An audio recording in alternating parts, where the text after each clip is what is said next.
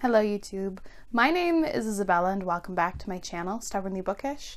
Today I'm finally going to be getting around to my favorite books of 2018. This video has honestly been like a process to get done. I filmed it 3 previous times and things just weren't coming out the way I wanted them to.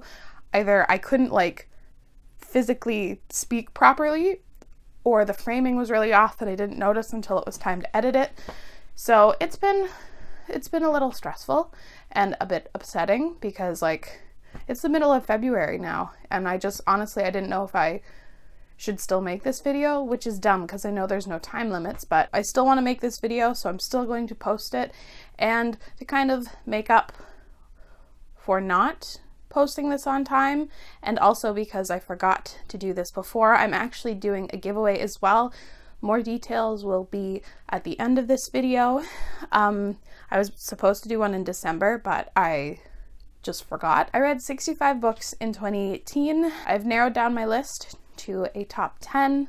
Almost all of them got 5 stars with the exception of 1, and I'm just going to talk to you briefly about why I love them so much. Let's get into it. Hopefully this time works out. Please, please, please, please. The first book, book number 10 on this list, is Every Heart a Doorway by Shauna Maguire. This is a really popular first book in a YA portal fantasy series. It is set in our world, except for there are these magical doors that children tend to enter through that are linked to these other magical worlds. At the start of our novel, we actually follow our main character who was kicked out of her world and actually ends up going to this home for wayward children, and she basically desperately wants to go back to her world. I thought this book from premise to execution was utterly fantastic. There's so much good stuff packed into this like tiny little book that I just couldn't help but be impressed. I loved our characters. I thought they were so very well fleshed out, and I think my favorite part of this whole story was actually the writing. Her writing was so magical and fantastical, and it honestly read like a fable or a fairy tale, and I loved it. There's also a ton of representation in here from all of our characters, but our main character, Nancy, is actually asexual, and that rep is own voices. I loved nearly everything about this book. The only reason why this didn't get the full 5 stars was that I think the ending and the book wraps up slightly too quickly, so I was a little unsatisfied with that. But other than that, love this book, and I recently read the sequel, also really liked it. These books are really magical, and I love them. Book number 9 on this list is Homegoing by Ya Jessie. This is an incredibly powerful literary fiction debut novel. It starts off in 1700s Ghana, and it follows 2 half-sisters who actually never meet. One sister actually marries a British slaver, and the other sister is sold into slavery, and you basically follow their lives and their descendants' lives, and basically the effects of colonialism and slavery on their lives, and how it still is present and affects modern day. I'm just honestly so impressed by this story. Listen to the audiobook, which I actually recommend. I thought the narration was really good. If I'm not mistaken, you spend only around 30 pages with each character, and the amount of emotion and like character that is packed in to this story is phenomenal. I cared for like almost every single one of these characters so much, which is insane because I only get 30 pages with them, and then maybe they're briefly mentioned again, but nothing really else. I thought Ya Jessie's take and exploration of slavery and colonialism and how slavery really has morphed into something else in society was fantastically handled. I think this book was amazing. The writing was really good. It was really sharp. And I think this is a book that a lot of people should get their hands on and read. I hate that it took me so long to actually pick this book up, but it really is worth it. I love this book, and it's weird saying that I like this book because it's really difficult and it's very upsetting to read at times. I would put a content/trigger warning on slavery, rape, sexual assault, a lot of things, but If you can read it, I do recommend it because it's really, really good and really powerful. Book number 8 on this list I also super adored, and it's The Long Way to a Small Angry Planet by Becky Chambers. This is the first book in a sci-fi trilogy that's actually a companion trilogy, and it follows a bunch of these different characters basically going on a ship and traveling a super long distance to go to a small angry planet. I think it subverts a lot of your expectations going into it. A lot of people describe this as a cozy sci-fi. It's really focused on the characters and their journey of opening up and becoming this great, like, found family, and I loved it. And while I typically struggle with sci-fi, I thought the world building in here was great. I found most of it to be really accessible and understanding. Like, I could understand it really well. And I love these characters coming together. I thought it was stunning and fantastic and just great. There's also a female-female romance in here that I didn't know about at all. I loved watching these two fall in love. It's not a huge plot point, but it also is a nice little addition to this story. Actually kind of heartbreaking at the end. I don't maybe agree with everyone calling it a cozy story because it definitely pulls its punches, but it's really great. I'm excited to read the next book in the series, but also a little disappointed because it's actually a companion book, but we'll see. I'm really happy to have finally read this one. It is one that definitely is not on brand for me, and that's Everything Leads to You by Nina LaCour. This is a female fluffy contemporary story, and I don't tend to read fluffy contemporary at all. I actually don't remember how and when I decided to pick this up, but I picked it up on a whim and flew through it. Everything Leads to You follows our main character, Emmy, who really wants to be a set designer for movies. She lives in LA, and she is given the opportunity to work on this like indie sort of movie set, and along the way she actually kind of starts falling in love for another young woman.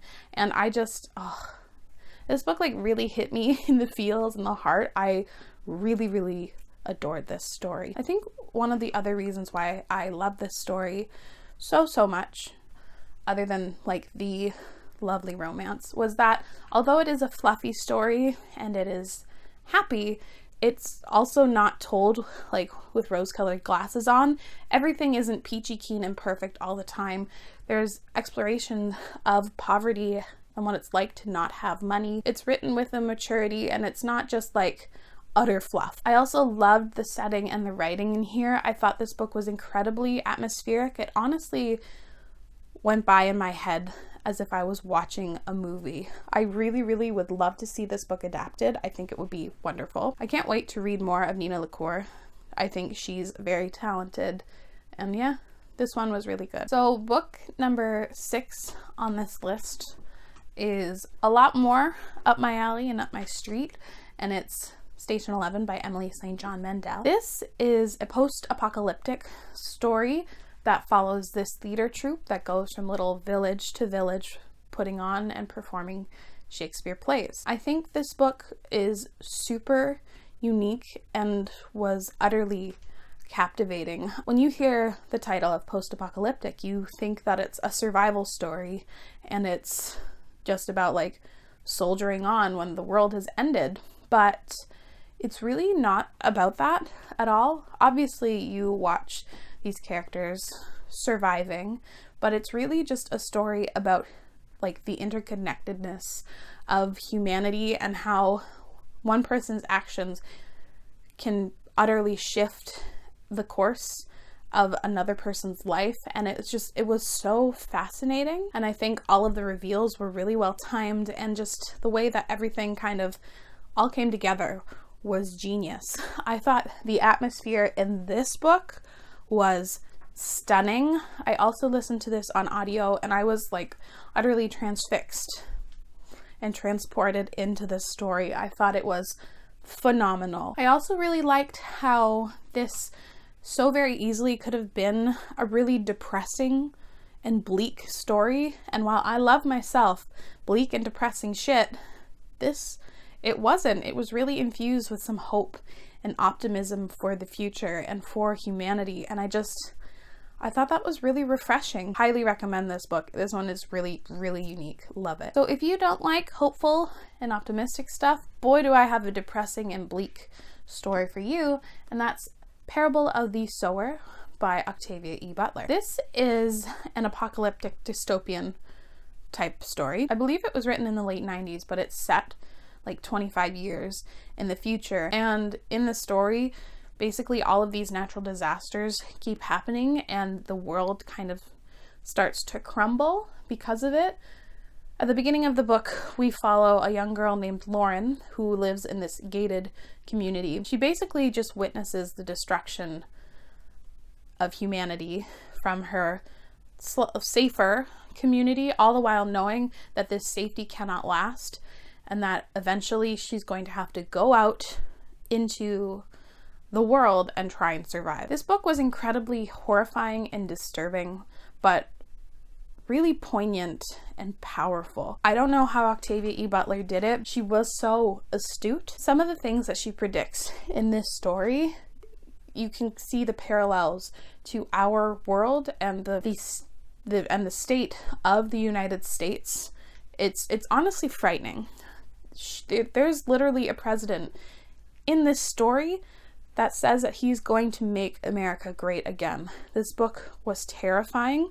There's a lot of disturbing and graphic content in here, so I would give a major trigger warning for rape, murder, sexual assault, drug abuse. There's a lot of stuff in here that's pretty rough. This book, it was just so fascinating knowing that it was written so long ago, but it's still relevant, and her thoughts and takes on how racism is still alive and well in this world. I loved our main character in this story. Lauren was incredibly resourceful and determined and just like a wonderful, young, flawed female character. This is an incredibly bleak take on humanity, but I think it's incredibly necessary. I highly recommend you read this if that's a genre you like, and provided you can take the content in this story, because it's really tough to read, but it's incredibly important. Book number 4 on this list I adored so much, and it's The Poetics by Elizabeth Acevedo. This is an Own Voices story focusing on a young Black and Latinx teen girl. It's a very introspective and thoughtful story. It focuses on her fury with the way that society and men treat her, and the very incredibly complicated relationship she has with her very religious and strict mother. And basically you follow her with all of these thoughts, discovering the power of slam poetry and finally being able, like feeling as if she is able to have a voice. This book was so powerful and it just resonated with me in so many ways. I actually picked this up because the audiobook is incredibly short. It's only 3.5 hours long. Forgot to mention this is told in verse. But the audiobook was short and everyone really recommended it, so I picked it up on like one of the last days of December and just was transfixed. Elizabeth Acevedo's narration was incredibly passionate and just like hard-hitting. Some of the things she said in this story and our main character thought in this story was just, it like resonated with me deep in my soul. I listened to this on the go in one day, and there were times where I legitimately had to stop and pause and just take a second to think about some of the things that she was saying and revealing, and it just like, it blew my mind. I loved the discussion of religion in here, and I thought this book was utterly phenomenal. I know that this book now, I think, just won the Prince Award, which I think it's entirely deserving of that title. This is a quality story. I cannot recommend this book enough.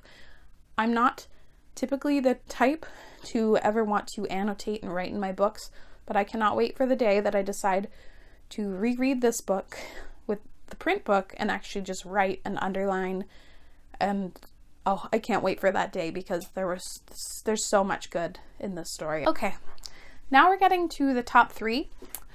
This was where these books were incredibly difficult to put in an order They've switched orders 500 times, and frankly, I think all of these books are deserving of the #1 favorite book of the year spot, but I just had to order them. However, because I just can't think about it anymore. Like, it took me way too long to pick this list. Book number 3 on this list is great. It's The Fifth Season by N.K. Jemisin. This is an adult high fantasy story that is just so unique and so good.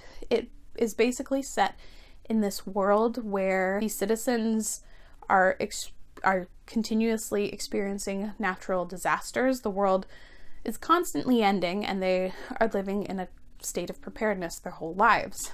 At the beginning of our book, the big disaster happens. There will be no surviving. Humanity will not remain, and that's just like the world is ending. We start off the book with our main character who actually discovers her son murdered, and suspects it was done by the hands of her husband, and she decides, all the while the world is ending, to track down her husband in the attempt to save her daughter. This book blew my mind, and it like utterly expanded what I thought fantasy could be. I totally understand why this won the Hugo Award 3 times, mind you. This is a trilogy. She won the Hugo each time. My mind was blown reading this story. The world itself is incredibly unique. The governance system, the sort of magical creatures, everything was so unique and different, and I loved it. I will admit that the writing is a little difficult to get into. Like, you are just thrown into this story, but once I got to, I think, page 100, I was sucked in, totally was engrossed from like start to finish. I thought this was so interesting. I really liked how it discusses xenophobia and the political corruptness in this world. I thought was fascinating. There's so many quality things about this book. I just thought it was stellar. This is also like an incredibly diverse story. Basically, every single one of our characters in here is a woman of color, and there's also like a side trans character. And a polyamorous relationship, which I'd never read before, and like utterly adored it, loved it, thought everything about this book was so good. There's so much packed into this story that I'm like afraid to pick up the sequel, but it's finally time. I know I have to do it. But this book was amazing. So good. So good. I also have some reviews for these books, and I also have reviews for a couple of these books, so I'll leave them linked below. But a book that I haven't managed to actually post my review for, or even really discuss a lot on my channel yet, is The Poppy War by R.F. Kuang. I read this book in November and utterly adored it, but because like the end of the year was approaching, I just was unable to actually post my review and actually sit with my thoughts on this book. But this story was epic. So epic. This is an Asian-inspired high fantasy story that is so mind-blowing. Like, it was so good. At the beginning of our book, we follow a young girl named Rin who lives with her foster family, and she just like utterly hates them. So she resolves to take this test and get into the best school possible to get herself away from this life. This book honestly felt as if I read a trilogy's worth of events in one book, yet I didn't feel as if I was missing anything or I needed like a lot more detail. It was just so well crafted. This was incredibly gruesome and dark. It is not for the faint of heart. There was one scene in here that almost like physically made me ill, and I had to stop reading it for the day. So major content warnings for rape, sexual abuse, murder, you know, all the standard stuff in fantasy. But this was so good. I thought we had really fascinating characters and character dynamics. Our main character, Rin, was amazing. She is cunning and ambitious and is willing to do whatever it takes for her to gain like more power in her life. I thought she was just fascinating. I loved having this like bloodthirsty, power-hungry female main character. I thought the topics tackled in here were also very well done. It tackles colorism because our main character is actually a lot darker skin than her counterparts. It also examined sexism and classism within this fantasy setting, and I just thought it was so great. I also should be posting my review for this soonish. I struggled with putting this book as number 1 on my list because it just felt so predictable and on brand for me, but I had to pick it as my number 1 favorite book. Sue me. It was Muse of Nightmares by Laini Taylor. This is the sequel and finale to the Strange the Dreamer duology. Strange the Dreamer being a high fantasy story was my favorite book of 2017, and I had to put this book on as number 1. I had to. It's honestly almost impossible to review this story or attempt to capture my feelings about this book because I have loved it. Like I love it so much, and I actually read this twice within the span of a month. I think the world is so unique, and like Laini Taylor's world building is incredibly well done. I love how everything was expanded upon from the first book. I think the plot went in so many interesting ways, and the way that the world was continually developed was just great. I love all the characters in here. She even made me kind of shift my thoughts on a couple characters that I did not expect that would happen. Laini Taylor's writing is probably the best writing I think I've ever experienced in my life. It's flowery and very descriptive, but it's not pointless. It like accurately depicts so many things, and I just think that it's stunning. This is another book where I didn't have the time to properly sit down and do a review for it, so this should also be coming somewhat soon. I just can't wait to discuss this in all its spoilery glory. I love this book. I'm gutted that this is the finale, but the way that the story is left off, I'm hoping, praying that there are more books in this world and with these characters. It was the perfect balance of like dark and hopeful, and I loved it. I honestly felt as if I got a little repetitive there by the end. I said I loved it and that I love these books 500 times, but it's the truth. I love these books. They're my favorite of the year. Sorry if I sounded redundant, but I don't think there was any way around it. I'm glad that I'm finally filming this video and getting it up. It's been like such a stressor. It's ridiculous. Before I end the video, I obviously have to give the details for the giveaway. So what I'm going to be giving away is just a order of any book off of Book Depository's website up to $20 USD. This giveaway is international, but unfortunately Book Depository has to be able to ship to you. I'm sorry, but I can't afford that kind of shipping. The only things you have to do to enter is 1, just be subscribed to my channel, and 2, leave a comment down below either linking to where you discuss your favorite books of the year. If you aren't on bookish like social media, don't worry, just tell me your favorite book of the year and like a brief description as to why. I cannot wait to check out everyone's responses. So the giveaway is going to be going on for 7 days. If this video goes up when it should be going up on Friday, February 15th, and it will go on until the 22nd. If anything changes, I will obviously leave it in the description. I'm excited to be finally doing this. I wish you all the best of luck. Like I said, let me know what your favorite books of the year were. I can't wait to see your responses. Thank you so much for watching, and I will see you again very soon. Bye.